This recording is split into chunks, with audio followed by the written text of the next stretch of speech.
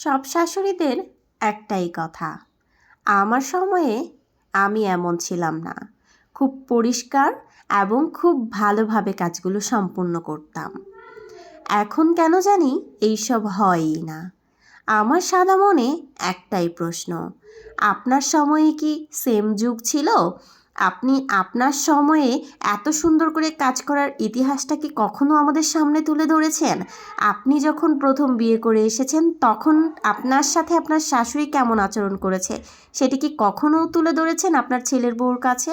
শুধু শুধু কেন তার ভুলগুলো ধরতে বসে যান? তাকে একটু সময় দেন। আপনিও ভুল করেছেন, সেও ভুল করবে। সেও আপনার মতো কিছু বছর পরে, 30 থেকে 35 বছর পরে সেও আপনার মতো দক্ষ হয়ে যাবে। তো আপনি যেরকম সময় কাটিয়েছেন তাকেও একটু সময় দেন। যুগের সাথে যুগ পাল্টাচ্ছে, তাই একটু সময় দেন এবং সময়ের জন্য অপেক্ষা করেন। অবশ্যই ভালো কিছু তার মধ্যে পাবেন। ভুল তো মানুষেরই হয়, ভুলকে ক্ষমা করতে শিখুন। ভুলকে আরও বড় করে ভুল বানাবেন না।